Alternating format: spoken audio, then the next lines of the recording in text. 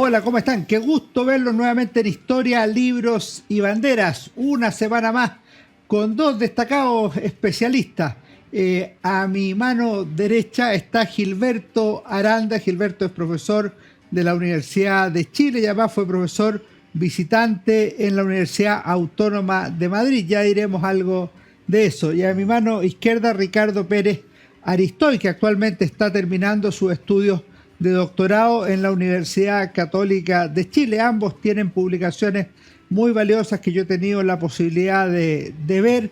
Además, con Gilberto hemos compartido paneles analizando la realidad política latinoamericana, continente tan movido como hemos podido ver en los últimos meses de este año 2023.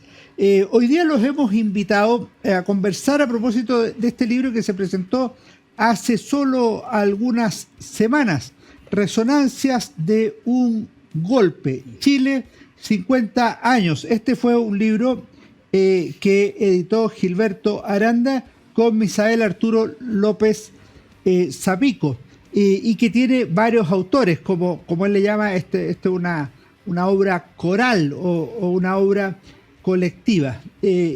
Y por eso estamos acá.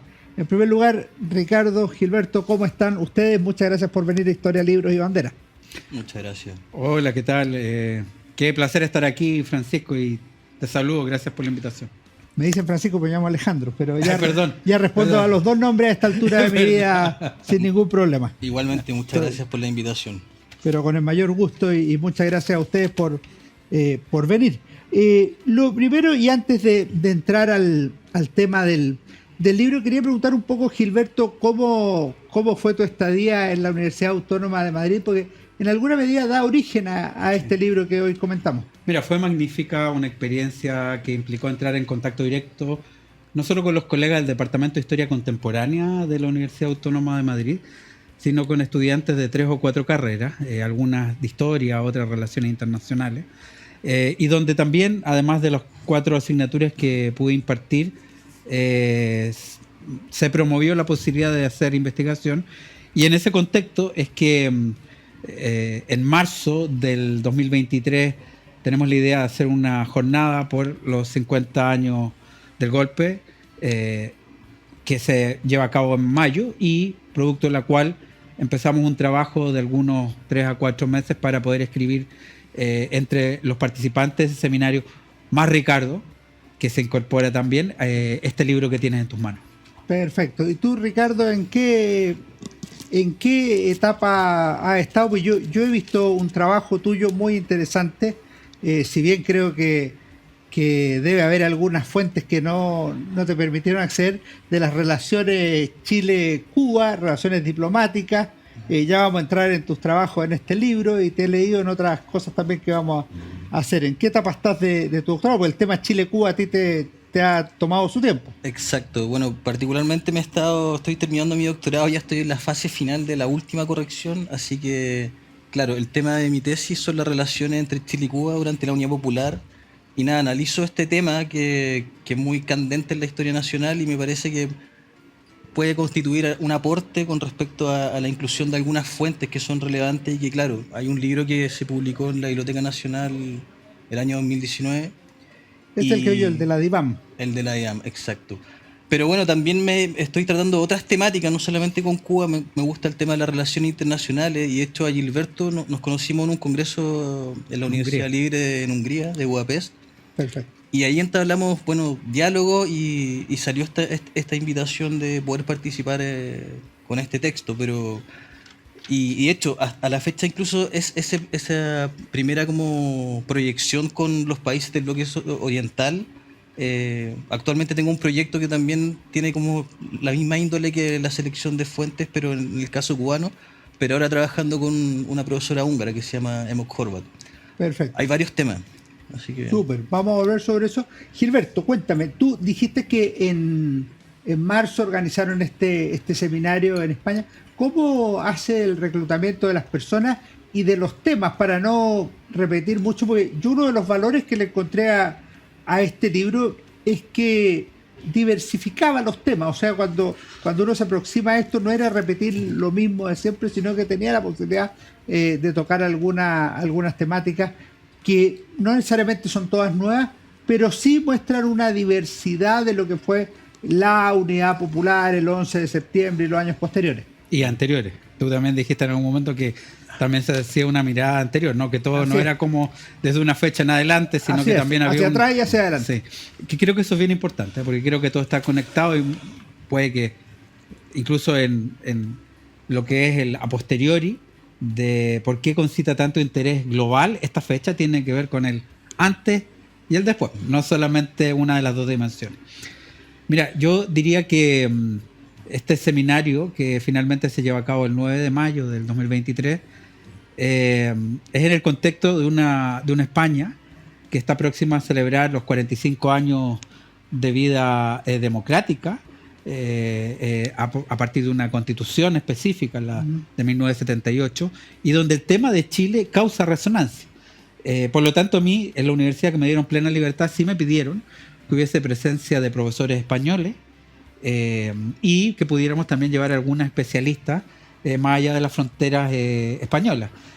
Y la verdad es que, bueno, conté con todo el apoyo del Departamento de Historia Contemporánea de la universidad y también el ánimo que nos dio la embajada chilena para poder de alguna manera concitar esta reunión donde habían profesores de la Universidad de Valencia, de la Universidad de Oviedo, gente que estaba en Italia trabajando el tema, otros profesores visitantes igual que yo con una estadía de un año, profesores visitantes desde Estados Unidos que querían contribuir con el papel de Estados Unidos. A partir de ese espacio común surgieron distintas miradas, algunos especialistas más en lo cultural, otros en la dimensión del exilio, algunos que querían pensar y darle una vuelta al tema de Estados Unidos, que siempre es tocado de la intervención categórica, dura, directa de Kissinger y Nixon, pero la verdad es que hay otros costados que conviene ver, etcétera. La idea era, probablemente, como tú dices, temas que no son completamente novedosos, pero tratar de buscar otras aristas y al menos presentar una diversificación de puntos de vista y perspectivas. Si tú ves, la verdad es que habían desde puntos de vista o perspectivas muy cercanas a la experiencia de la Unidad Popular y otras muy críticas. Es decir, diría, fue también heterogéneo en eso, en puntos de observación. Hagamos justicia a los invitados. Ya hemos nombrado a los dos editores, Gilberto Aranda, Misael Arturo López Zapico. Tiene un preámbulo del embajador de Chile en España, Javier Velasco, el artículo de Ricardo Pérez Aristoy, Luciana Facio, Francisco Erika, Itziar Bañó de Urquijo y Joan de Alcázar, luego Fernando Camacho Padilla, Arturo López Levi y Gilberto Aranda con Arturo López Zapico. Ellos son los autores de este libro. Antes de entrar en alguno de los textos de acá, te quería aprovechar de preguntar, Ricardo, un texto que leí en alguna vez tuyo sobre el plebiscito que iba a hacer el presidente Salvador Allende. No sé qué nos podrías decir, si hay algo nuevo que aportar, si nunca se resolvió, si quedó abierto el tema. ¿Cómo lo ves tú? Bueno, ese artículo que yo publiqué el año 2015 precisamente trata de ahondar en esta especie como de... que incluso en algunas fuentes señala como el cuco o el fantasma de este plebiscito que de alguna manera se esgrime al finalizar el gobierno de la Unidad Popular como una especie como de ¿cómo se llama? De salvavidas del gobierno y que claro, hubiera impedido el desenlace que ocurrió. Y nada, a mí me llama la atención, he encontrado más fuentes, pero siempre van en la misma dirección de que claro, era un mecanismo que fue esgrimido por Salvador Allende y por otros dirigentes como la forma por la cual se iba a transitar de forma pacífica a través de por ejemplo, hay un ejemplo que dice Salvador Allende que menciona cuando lo cuestionan por cómo iba a hacer esto, si él era un revolucionario, él señala, bueno, nosotros vamos a proponer un proyecto de nacionalización del cobre, la derecha lo rechaza, nosotros vamos a plebiscito y ganamos. Y así vamos transitando en diferentes otras materias como por esta fórmula que permitía la Constitución cuando había discrepancia entre el Congreso y el presidente. Exacto. Entonces, bueno, he ido encontrando más fuentes, pero claro, mi interpretación es que finalmente por una especie como de lógica electoral que nunca alcanzó la Unidad Popular, salvo en las elecciones de abril del 71. Primero las municipales. Las municipales y de regidores. Claro, podría haberse utilizado. Pero ya después de, ¿cómo se llama?, las elecciones de marzo y después de junio, porque creo que había el 5 de junio vencía el plazo constitucional para poder hacer este llamado plebiscito. Para la de las 3 áreas de la economía. Exacto. Ocurre que este instrumento plebiscitario para poder avanzar en la vida chilena pasa a ser más bien un instrumento para poder evitar el golpe. Perfecto. Entonces, creo mantengo la línea de lo que escribí en ese tiempo, quizás más mesurada, pero no tengo mucho más que agregar con respecto a eso. Ya. Gilberto, vamos a los temas del libro. Los temas son variados. Quería partir por el tema de la cultura y particularmente la relación política-cultura, que es un tema que cruza toda la unidad popular y posteriormente, y que además tiene vigencia en el exilio chileno. Algunos grupos chilenos estaban en el extranjero al momento del 11 de septiembre y se quedaron en un exilio largo fuera de las fronteras de Chile, pero tuvieron una actividad cultural que fue relevante no solo para los chilenos, sino para las comunidades donde vivieron, en Francia y en otros lugares. A mí me parece que esto también conecta con el tema de las vanguardias, ¿no? Las vanguardias culturales que de alguna manera hacen puente o bisagrean con el mundo político y de alguna manera contribuyen a que las audiencias se amplifiquen. Un mensaje en una canción, en un documental, en una película, tiene una potencialidad multiplicadora en las audiencias que muchas veces se sienten ajenas a la política y que a partir de estas experiencias van acercándose. En el caso, fíjate, de la Unidad Popular, de alguna manera recogió todo el impulso de movimientos culturales como la nueva canción chilena, también el mundo andino, el documentalismo, etcétera, que fue parte de lo que fue este periodo de finales de los 60 y particularmente de inicio de los 70. Tal como tú dices, cuando acaece el 11 de septiembre del 73, van a adquirir una importancia crucial, no solo para conectar esa diáspora con Chile, sino que también para lo que va a ser la escenificación, una puesta en escena, lo que es la mirada de ese otro Chile, el que ya no está en esa loca geografía, por decirlo de alguna manera, sino que se encuentra fuera por un tema político. Y ciertamente en ese ámbito, a mí me parece que, por ejemplo, el mundo del cine, el documentalismo y la literatura van a abrir unos pasos de diálogo y de interacción precisamente en la diáspora, respecto a un análisis de lo que ocurrió. Y agregaría que en cambio la música tiene una dimensión más catársica, ¿no? De catarsis, un poco de añoranza, de pesadumbre por lo que experimentó Chile, lo que está viviendo, tanto la comunidad en el exilio como los que se quedaron. Y tiene una dimensión, cualquiera de los dos, específicamente chilena, pero también latinoamericana e internacional, porque en España están instalados algunos miembros, por ejemplo, del boom latinoamericano. En la música está Serrat y otros, que tienen un cierto aire contestatario contra el general Franco, contra la dictadura, por el cambio de régimen. En América Latina está la nueva canción latinoamericana, el nuevo cine latinoamericano. Y en Chile, obviamente, está la dimensión específicamente chilena. Sí, bueno, definitivamente es un movimiento que es transnacional, que trasciende las fronteras nacionales y que tiene vasos comunicantes con sus análogos o sus símiles en España y en otros lugares del mundo de habla hispana. Y en ese contexto yo te diría que hay toda una trayectoria y una reflexión respecto de la serie de conciertos que algunos de estos grupos hicieron, los significados que se le dio a cada uno de esos conciertos, el aire emotivo, ¿no? La dimensión, el clima emotivo que generaron, como también el cine de alguna manera relevó algunos aspectos que en Chile estaban vedados y que en cambio fueron mostrados primero afuera y posteriormente en lo doméstico. Te diría que son múltiples. Hubo conciertos con Franco gobernando.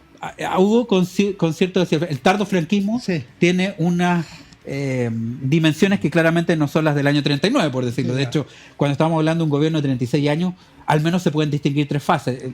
El tema de hoy no es ese, pero ciertamente la atmósfera que se vivía en la primera parte de los 70 en España es muy distinta de esos comienzos del año 39-40. Pero yo quedarme incluso decirte cómo la cultura también incidió en lo que es el análisis y la autocrítica que se hace la izquierda por un proceso, o sea, por un proceso que al final se acaba, ¿no? Un proceso finito, el de la unidad popular, es decir, a partir de la cultura también lo que es la reflexión desde en Cuba, como desde las izquierdas europeas, el eurocomunismo también de alguna manera recibe la influencia de esta música, la influencia del cine, del documentalismo, respecto a lo que pudieron ser los errores que el proyecto Unidad Popular cometió y que de alguna manera también explican un clima de polarización al interior de la sociedad chilena. Hay un aprendizaje político ahí.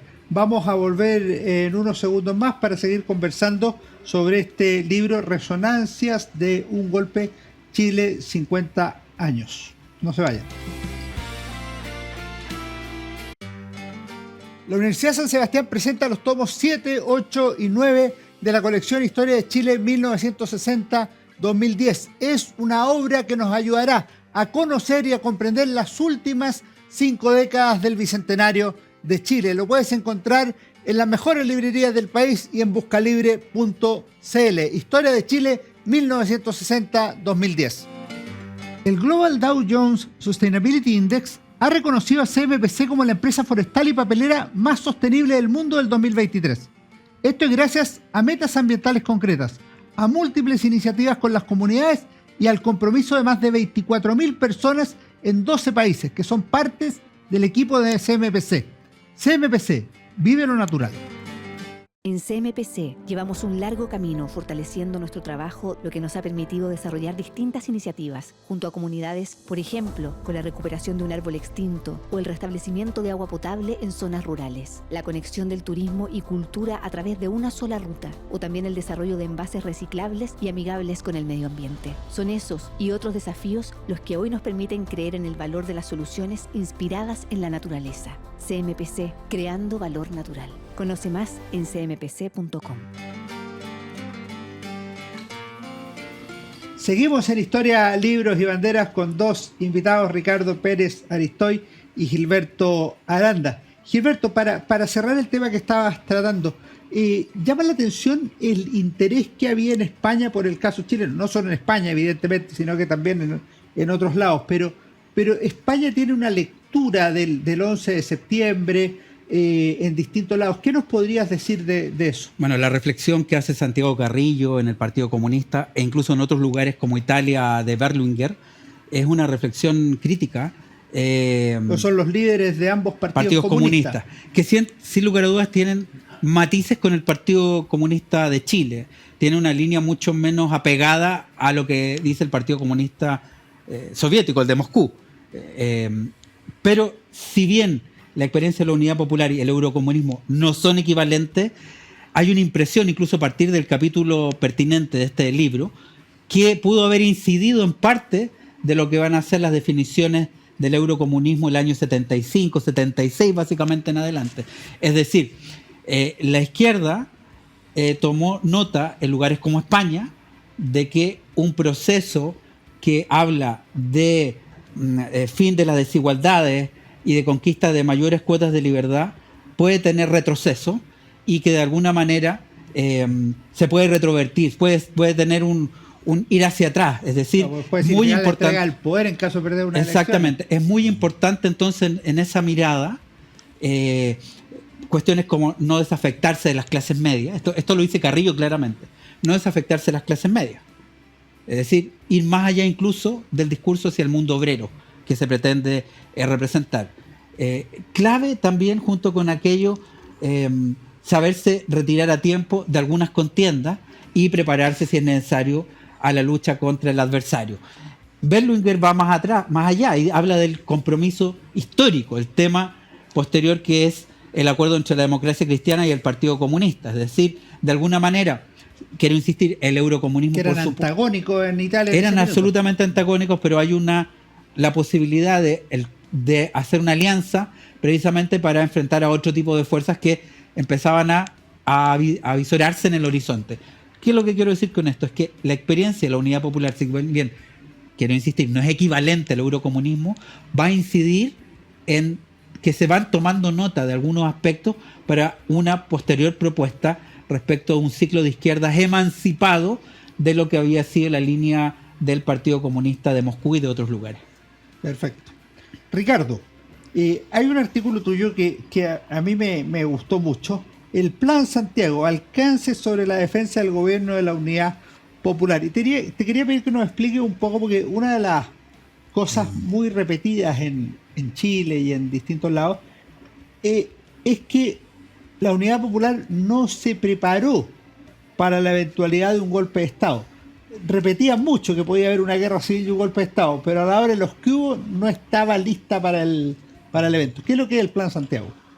El Plan Santiago es un plan que desarrolla la Comisión de Defensa del Partido Socialista. Hay diferentes fechas en las cuales se va modificando, pero que de alguna manera estaría orientado a poder anular la posibilidad de un golpe. Y nada, yo llegué a este tema finalmente porque estaba analizando la influencia de la inteligencia cubana en la política de la Unidad Popular. Y claro, hay diferentes fuentes que señalan que habrían habido una especie de colaboración. Y bueno, con el tiempo fui encontrando distintos relatos de militantes de la época de distinta orientación política y hasta que llegó a un documento que está en línea del año 74 de Patricio Quiroga, que daba a luz en extenso de cómo habría sido, en qué se habría tratado este plan. Entonces la idea obviamente era poder revertir la maquinaria militar frente ¿El Plan Santiago sería un plan cubano respecto No, pero sí habría tenido algún tipo de supervisión. Porque lo que dice Tania Harmer, por ejemplo, es que la tesis cubana era de mayor resistencia, en cambio los chilenos no se prepararon para una resistencia si es que llegaba el momento. Yo pienso que de igual manera, así como el plebiscito no tenía el poder electoral como a poder vencer en cualquier tipo de propuesta, el Plan Santiago tampoco tenía la posibilidad de cómo se llama, analizando la estructura y la robustez del ejército, poder de alguna manera anularlo, ¿ya? Sobre todo cuando supuestamente los altos mandos militares también estaban al tanto de este plan. Ahora, lo interesante de esto es que, si bien plantea que existió esta discusión dentro de los militantes de la Unidad Popular de poder revertir un movimiento golpista, también de alguna manera me abrió las luces sobre que las discusiones dentro de los militares también tenían un montón de planes.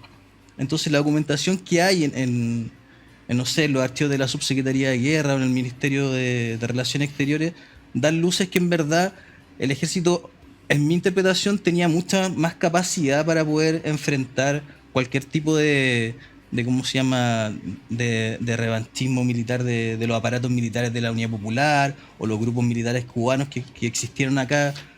Entonces, no se cierra solamente con la idea de que existió este plan, ¿cierto? Y que se basa en esta teoría de los anillos concéntricos que Salvador Allende se hubiera defendido en La Moneda, pero que desde el punto de vista táctica era un completo error. Entonces, queda la historia solamente como una discusión, pero de alguna manera da luces de que estas reflexiones sí existieron y que, bueno, es un llamado a historizarlas porque cuando Gilberto me invitó a trabajar en el libro, quería ver también la coordinación internacional que podía incluir este plan. Y ahí es efectivo donde hay fuentes que señalan que, no sé, grupos de Tupamaros también estaban de alguna manera apoyando esta instancia, y también, bueno, la inteligencia y los grupos militares cubanos que habían en Chile. Entonces, esta instancia que finalmente iba a cerrar con el golpe de Estado y que iba a ser definitorio, bueno, para el mundo revolucionario de esa época claramente era el intento finalmente. Cómo podían de alguna manera revertir esta especie de marea antirrevolucionaria. Perfecto. Vamos a volver luego sobre el tema cubano. Te quiero preguntar un par de cosas. Quiero regresar a ti, Gilberto, pero ya no sobre España, sobre Estados Unidos. Pues tú dijiste algo al principio, que muchas veces se mira la opción dura, determinada de Kissinger o Nixon para apoyar el derrocamiento de Salvador Allende. Pero después va evolucionando la posición de Estados Unidos respecto de Chile, y en la misma década de 1970 hay un giro a los 3 años de cuando triunfa en las elecciones Jimmy Carter, y esos son 4 años en que la posición norteamericana sobre Chile es muy distinta a la que había tenido Kissinger y Nixon.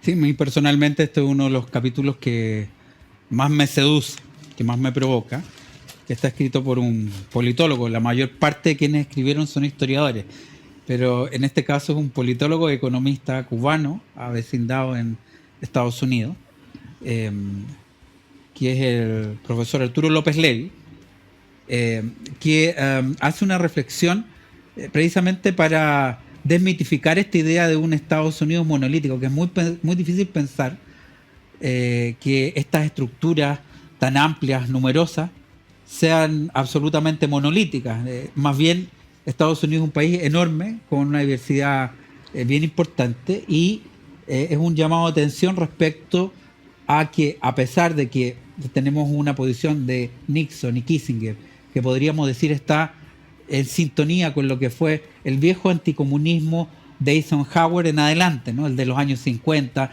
sobre el cual Keenan también tiene algo que decir a cómo tratar a los gobiernos latinoamericanos y con quién tratar, que además recibe un fuerte impulso que él denomina el método Yakarta, ¿no? Cuando Sukarno es derribado, ¿no? Y reemplazado su gobierno nacionalista, y cómo hay toda una red de vínculos de gobiernos anticomunistas intentando dar golpes de Estado para afianzar podríamos decir, un eje.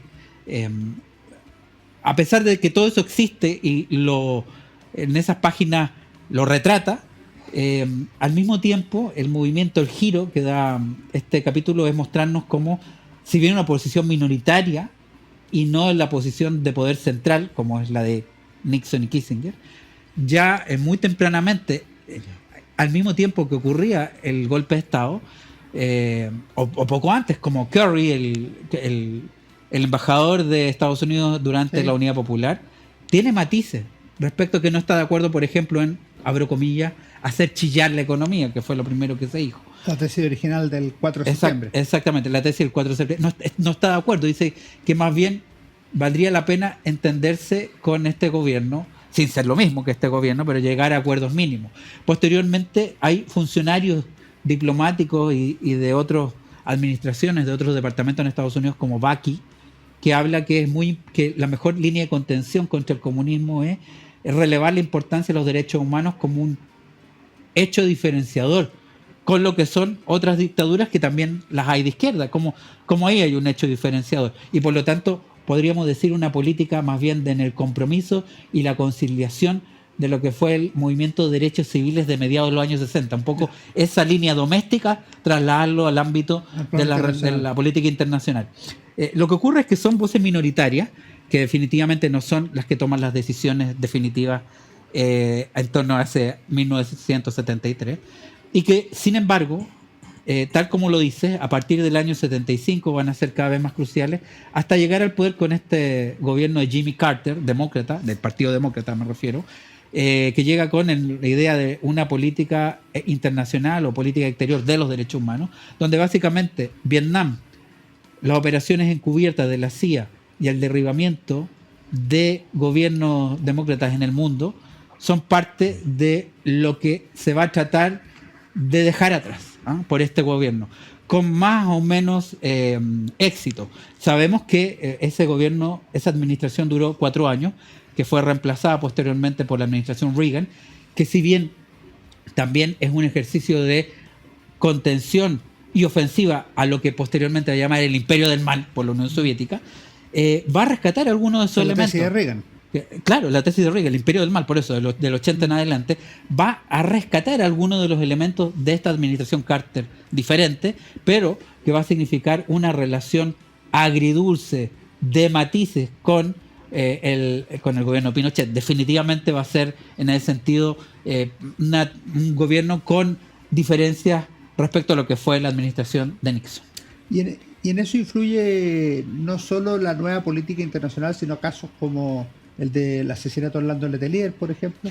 Bueno, es crucial. Un asesinato que, como el día de la presentación del libro donde tú estuviste y tan gentilmente fuiste parte de los comentarios, se dijo que para Estados Unidos una cuestión crucial que era entendido como terrorismo puro y duro, ¿no? Que ya incluso lo llevaba no solamente el ámbito de los derechos humanos, sino que los escribía como una acción terrorista, acaecida en su capital, y por lo tanto que era necesario imprimirle un tipo de relación distinta, como definitivamente la tiene con la enmienda Kennedy y otras cosas, con Chile. Perfecto. Ricardo, volvemos a Chile-Cuba. Cuéntanos un poco de tus investigaciones. ¿Cómo ven en Cuba al gobierno de la Unidad Popular y cómo ven en la Unidad Popular la influencia de Fidel Castro y de Cuba? Se dice que Fidel Castro, cuando se fue en 1971, ya se fue decepcionado. Dijo, esta cuestión no va a andar, no va a prosperar. En vez de llamarla revolución, le llamó proceso revolucionario. ¿A qué conclusiones has podido arribar tú en tus investigaciones? Yo entiendo, sobre todo siguiendo las entrevistas que podía hacer, que si bien inicialmente tenía más bien una suspicacia y dudas con respecto al éxito de Salvador Allende en las elecciones, cuando ganan las elecciones de alguna manera dan esta especie como de aval político, porque de alguna manera la línea revolucionaria despreciaba la línea electoral, la entendía como una especie de ilusionismo. Por tanto, obviamente dan todo su apoyo, pero desde el asesinato de Schneider, mi impresión es que ellos se dan cuenta de que el abismo o la pendiente hacia una posibilidad de que esto terminara en un conflicto o en un quiebre institucional era muy clara, haciendo análisis comparados con otros gobiernos regionales. Y por el otro lado, la imagen que tenía de Chile sobre Cuba me da la impresión de que era más bien bipolar, de que, claro, los grupos adheridos a la militancia de los grupos de izquierda eran favorables y de alguna manera veían a Fidel Castro como una especie de Prometeo, una exaltación completa que incluso está sustentada, no sé, en esta especie de dispositivos culturales como el Instituto Chileno Cubano de Cultura, que tenía un trabajo muy importante de difusión del ideario cubano y que estaba sustentado en la Universidad de Chile. Pero por otro lado, los grupos de oposición veían con bastante recelo el gobierno de Fidel Castro y que, bueno, Chile pudiera replicar también ese modelo. Así que creo que la visión era más bien dual, una visión donde la gente estaba muy separada, como que si usted era otra tendencia política no me aceptaba ni un cigarro. Entonces había una odiosidad muy candente que es difícil a veces apreciar en las fuentes, pero el odio social era fuerte. Vamos a hacer un alto y vamos a volver a algo sobre Chile-Cuba. Gilberto, Ricardo, hacia nuestro último bloque en Historia, Libros y Banderas.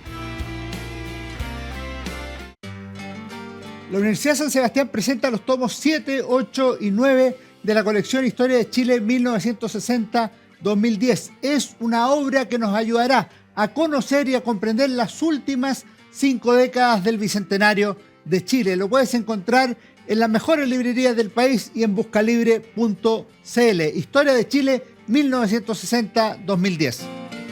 El Global Dow Jones Sustainability Index ha reconocido a CMPC como la empresa forestal y papelera más sostenible del mundo del 2023. Esto es gracias a metas ambientales concretas, a múltiples iniciativas con las comunidades y al compromiso de más de 24.000 personas en 12 países que son partes del equipo de CMPC. CMPC, vive lo natural. En CMPC llevamos un largo camino fortaleciendo nuestro trabajo, lo que nos ha permitido desarrollar distintas iniciativas junto a comunidades, por ejemplo, con la recuperación de un árbol extinto o el restablecimiento de agua potable en zonas rurales, la conexión del turismo y cultura a través de una sola ruta, o también el desarrollo de envases reciclables y amigables con el medio ambiente. Son esos y otros desafíos los que hoy nos permiten creer en el valor de las soluciones inspiradas en la naturaleza. CMPC, creando valor natural. Conoce más en cmpc.com. Vamos a nuestro último bloque en Historia, Libros y Banderas.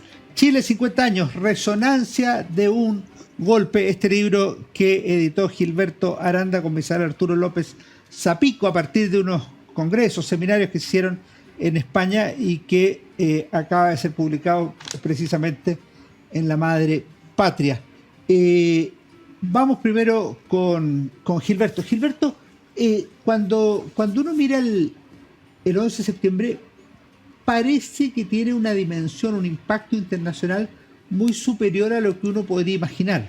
Mucho más de lo que había pasado en Uruguay el mismo año, o de los golpes militares de la década anterior en Brasil, en Argentina, y otros tantos que se producirían en los años previos y posteriores al 11 de septiembre del 73. ¿Por qué se produce eso? Yo constato junto contigo que se trata de un evento que se incorpora al calendario de hechos resonantes en el nivel global, y probablemente es uno de los momentos, sino el momento en el que Chile aparece en un calendario de hechos globales.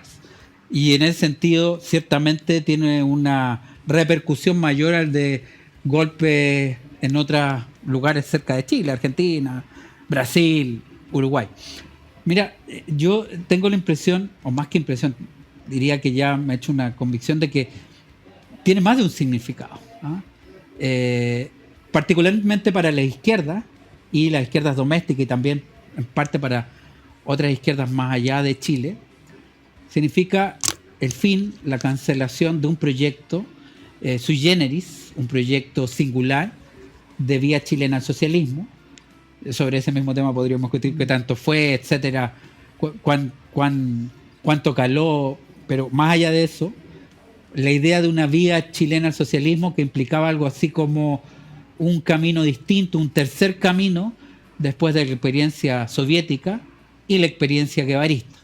Este tercer camino, que significaba utilizar las herramientas y el instrumental de la llamada democracia burguesa para acceder al poder, con todas las preguntas e interrogantes que se pueden hacer a partir de eso, ¿no? Hasta qué tan profundo sería, etcétera, si realmente podría convivir una vez que se instale el proyecto socialista ya con las instituciones. Todas esas son preguntas que no las desmerezco, pero que me parece que están en otro ámbito. Por lo pronto, para la izquierda, este era un proyecto que los hacía soñar, que había una posibilidad no conflictual de llegar al poder sin, podríamos decir, sin todo ese elemento conflictivo que tuvo tanto la experiencia soviética como la experiencia cubana.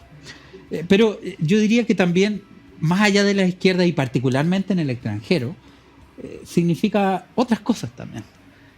Por lo pronto, la idea que hay en Europa es que Chile tiene una trayectoria institucional impecable. Yo sé que eso también hay que, de alguna manera, hacer una disección, tiene matiz. El mito del excepcionalismo chileno. El mito del excepcionalismo. Eso, desde luego, está sujeto a que podamos hacer una reflexión donde podemos ver un corte el 25, por decirte, un 24-25, después, etcétera, el 32, etcétera. Tenemos distintos cortes que podemos decir, bueno, esta fue ciertamente un proceso que no es limpio completamente, que tiene matices, que tiene claroscuros, desde luego. Más allá de que, en mi opinión personal, desde el año 88 hay un crecimiento de lo que es la participación de diversos segmentos con la universalización del voto masculino, a partir de los 40 con el voto femenino, que me parece que es bastante modélico para otros casos y se anticipa a otros casos. Pero yo estoy de acuerdo contigo. Hay también un mito, así como hablábamos del mito o la mitología en torno a Castro, bueno, está el mito institucional chileno, la democracia plena desde siempre y antiquísima. Y en ese sentido, lo que en Europa se releva es que Chile era una democracia, había una institucionalidad democrática en forma, muy longeva, y que fue detenida, frenada, colocada en suspenso durante muchos años por una dictadura. Y eso hace mucho sentido en Europa, y por lo cual de alguna manera también se le recuerda. Ahora, yo te quiero hacer presente que, por lo tanto, hay personas, particularmente desde la izquierda, que dirán que no, que marca el cierre de un proyecto, el proyecto socialista con empanadas y vino tinto, si quieres, etcétera. Pero en cambio, para otras personas, no necesariamente de sensibilidad de izquierda, qué sé yo, demócrata cristiano, gente de centro, incluso de centro derecha, gente socialdemócrata en otro sentido, más bien lo que va a decir es que es una fecha que coloca fin a la que es mirada como una de las democracias más longevas en Latinoamérica. Perfecto. Ricardo, ¿tienes algo que agregar al respecto? Sí, quizás, bueno, concuerdo con lo que dice el profesor Gilberto, quizás también añadiría que es importante ver esto, que el proceso de la Unidad Popular se inserta dentro de una guerra fría global. Hablemos de que se globaliza este fenómeno, y se globaliza a través de una guerra cultural, que es muy importante atestiguar que eso ocurrió. Y ocurrió tanto por estas esperanzas de esta vida inédita que se sumaba no solamente al camino de la Revolución Soviética, la Revolución China, la Revolución Cubana, sino también a un anticomunismo transnacional que de alguna manera también lo atacaba. Entonces, por todos los flancos, de alguna manera, mediáticamente, la Unidad Popular y todo lo que pasaba diariamente, por lo menos en las fuentes cubanas, los periódicos cubanos, que muchas veces replican lo que señalan los diarios europeos, por todos lados se analizaba esto. Entonces es efectivo que Chile está como en el centro de la discusión política por lo que significa. Si llega a triunfar esta vía, ¿cuáles son las consecuencias? Y bueno, he sabido que de alguna manera eso es lo que trataba, ese era el temor de alguna manera de la política exterior norteamericana, de lo que podía representar el proceso chileno para el mundo europeo. Así que sería otro factor que hay Perfecto. que tener Sí, en está mente. muy bien. Ahora, en el caso cubano específicamente, Tati Allende se va a Cuba inmediatamente después del 11 de septiembre. Fidel Castro, en un gran acto, anuncia la muerte, el asesinato de Salvador Allende, con Tati Allende presente. ¿Cómo sigue esa relación? Porque yo veo que después se corta con el Partido Socialista, salvo en lo simbólico, y se acrecienta con el Partido Comunista y la fundación del Frente Manuel Rodríguez, por ejemplo. ¿Cómo la ves tú? Claro. Bueno, lo que creo que es importante señalar que, claro, tempranamente la imagen de Salvador Allende se empieza a dibujar.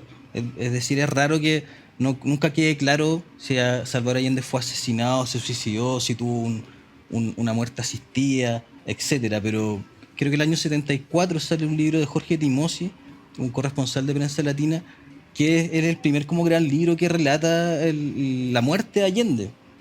Hay todo un mapa con planos que señala a Allende disparando bazooka y que de alguna manera da una imagen de un combatiente, que creo que está un poco excedida y desdibuja lo que es la realidad, que es el mismo caso de Augusto Olivares.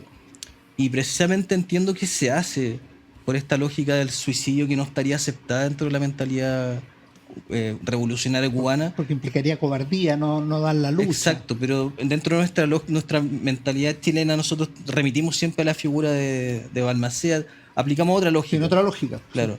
Entonces, entiendo que, claro, las posibilidades de alguna manera luchar y, hacerle frente a la dictadura desde el punto de vista más realista, se ven opacadas. Entonces, la actividad que hace Tata Allende, porque creo que yo siempre mi investigación la llego hasta el año 73 con respecto a las fuentes cubanas, 74, pero recuerdo haber visto algunos documentos de la conformación de un frente antifascista, ¿cierto?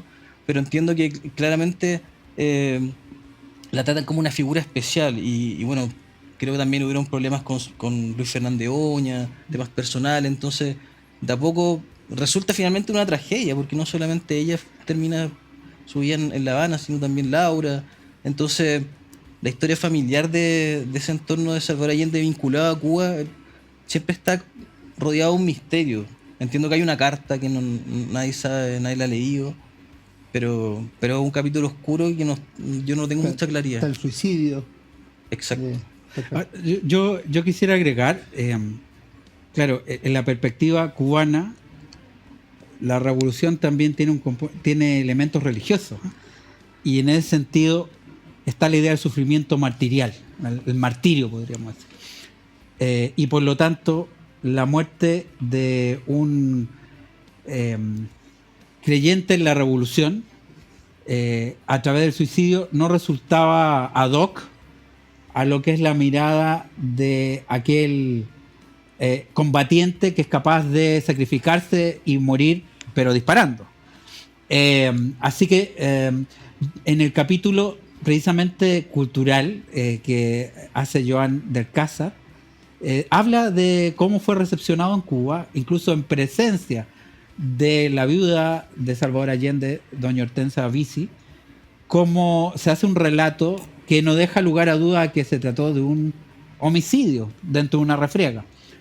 Pero Joan del Cázar, que a esta altura podríamos decir un intelectual crítico, como esperamos, como correspondería, dice que se trata más bien de una mirada que hay que confrontar con otra, como la propia mirada de la Unión Soviética y la de los futuros líderes de izquierda que entrarían posteriormente en este eurocomunismo, que ya muy tempranamente empiezan a ser escépticos de esa versión, que es la versión cubana, que además va aderezada precisamente con piezas documentales y registros audiovisuales que irían en ese sentido, con la tesis del homicidio. Perfecto. Y vamos a ir a la parte final de la entrevista. Lamentablemente ya estamos terminando y quiero que hablemos un poco de libros. Y nosotros le preguntamos a todos nuestros invitados que nos recomienden algún libro, que digan qué libros le han gustado, y puede ser algún libro sobre la Unidad Popular, pero puede ser otro absolutamente fuera del tema, puede ser una novela o lo que ustedes estimen. Mira, yo te diría que de los libros que he estado leyendo, uno voluminoso, pero además es un ensayo de ágil lectura, es Delirio Americano, una historia cultural y política de América Latina, de Carlos Granés, colombiano en Madrid, que precisamente coloca el énfasis en las vanguardias como articuladoras entre audiencias y política respecto a determinados proyectos. Y se detiene no solamente en las vanguardias de izquierda, sino que también en vanguardias del mundo, podríamos decir, nacionalista, más conservador, etcétera, y cómo de alguna manera fueron influyendo el curso político no solamente en Chile, sino que en varios países de América Latina. Ricardo, tú, ¿qué recomendación nos podrías dar para nuestros auditores? Para mí también. Bueno, Alejandro, mi libro es Praga y los intelectuales latinoamericanos, de Michael Zurek, profesor checo, y que, habla más o menos de la actividad que tienen distintos intelectuales latinoamericanos, poetas, escritores, entre el año 1947 y el año 59, en este primer periodo como de la Guerra Fría, y es muy llamativo porque hace un análisis de cómo él interpreta el comunismo transnacional y los vínculos entre Latinoamérica y esta capital cultural tan importante como es Praga, pero también además incluye una selección de fuentes de cada de los autores de distintos países, y después le da esta especie como de vuelta de cómo muchos de estos intelectuales de alguna manera asumen reflexivamente su estadía en Praga y asumiendo los beneplácitos que tuvo en su momento, pero que después de alguna manera incluso terminan rechazando. Así que lo dejo anotado, pues no lo conocía. ¿Alguno más, aunque sea solo para nombrarlo? Sí, de Carlos Pagni, El Nudo, que es para comprender cómo argentina, el conurbano, el Gran Buenos Aires, la aglomeración metropolitana, va modelando políticamente a toda la Argentina. Como lo pueden haber visto en las elecciones que hemos tenido este 2023. Exacto. ¿Alguno más? A mí me gusta mucho El compromiso internacionalista del profesor Pedro Valdés Navarro. Perfecto. Creo que es un aporte también a la reflexión de cómo se organizó la estructura helena, la historia y su influencia en Chile. Perfecto. Oye, Gilberto, Ricardo, nos da la alegría que ha sido tenerlo en Historia, Libros y Banderas, un programa a dos invitados, y era para presentar en Chile este libro, Resonancia de un golpe, Chile 50 años, también que fuimos recibidos ahí en Estudios Internacionales en la Universidad de Chile para presentar este libro, que además tiene el patrocinio de la Fundación Chile España. Muchas gracias, Alejandro San Francisco, esta vez sin hierros, y un placer haber estado en este programa con los auditores y las auditores de Radio Agricultura. Sí, me sumo a los agradecimientos. Muchas gracias. A Gilberto, a usted, profesor, un gusto. En su casa ya nos estaremos viendo. Y ustedes no se vayan, porque viene mi recomendación de libros de esta semana. Que estén muy bien. Hola, ¿cómo están? Soy Alejandro San Francisco. En Historia, Libros y Banderas de esta semana, nuestro libro es Revolución, Democracia y Populismo en América Latina, de Alan Knight, el gran profesor de la Universidad de Oxford del Centro de Estudios para América Latina.